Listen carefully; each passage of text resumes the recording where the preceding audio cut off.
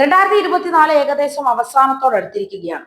Box office കളക്ഷന്റെ കാര്യത്തിൽ നിരവധി സിനിമകൾ വിജയ പട്ടികയിൽ ഇടം നേടിയ വർഷമായിരുന്നു മലയാള സിനിമയെ സംബന്ധിച്ചിടത്തോളം 2024.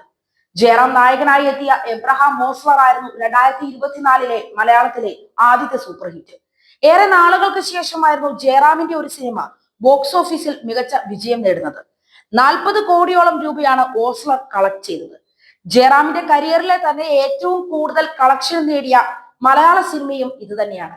ജയറാം തുടക്കമിട്ട ബോക്സ് ഓഫീസ് കുതിപ്പ് മറ്റു താരങ്ങളും ഏറ്റെടുക്കുന്ന കാഴ്ചയായിരുന്നു പിന്നീട് കണ്ടത്.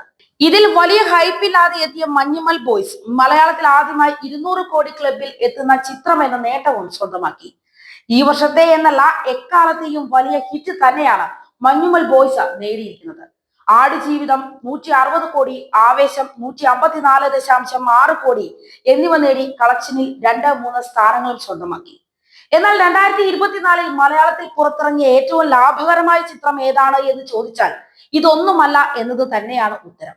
പുത്തൻ താരോദയങ്ങളായ നസ്ലിനും മമിത ബൈജുവും ഒന്നിച്ച പ്രേമലുവാണ് ഈ വർഷം മലയാളത്തിൽ പുറത്തിറങ്ങിയ ഏറ്റവും ലാഭകരമായ ചിത്രം.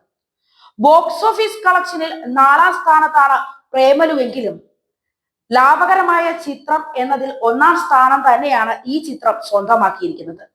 വെറും 9 കോടി ബജറ്റിൽ ഒരുങ്ങിയ പ്രേമലു ലോകത്തെ എല്ലായിടത്തു നിന്നും കളക്ട് ചെയ്തത് 136 കോടി രൂപയാണ്. അതായത് ബോക്സ് ഓഫീസിൽ 745.5% ലാഭമാണ് പ്രേമലു സ്വന്തമാക്കിയത്. ഇന്ത്യയിൽ നിന്ന് മാത്രം 76.1 കോടി രൂപയാണ് ചിത്രം കളക്ട് ചെയ്തത്. പട്ടികയിൽ 2ാം സ്ഥാനത്ത് മഞ്ഞുമൽ ബോയ്സ് ആണ്. 20 കോടി ബജറ്റിൽ ഒരുക്കിയ ചിത്രം 610% ലാഭം നേടി. കിഷ്കിന്ദ കാണ്ഡം 493.5%, വാഴ 369.2%, തലവൻ 135%, എബ്രഹാം മോസ്ലർ 110% എന്നിങ്ങനെയാണ് ഏറ്റവും കൂടുതൽ ലാഭം നേടിയ മറ്റു ചിത്രങ്ങൾ.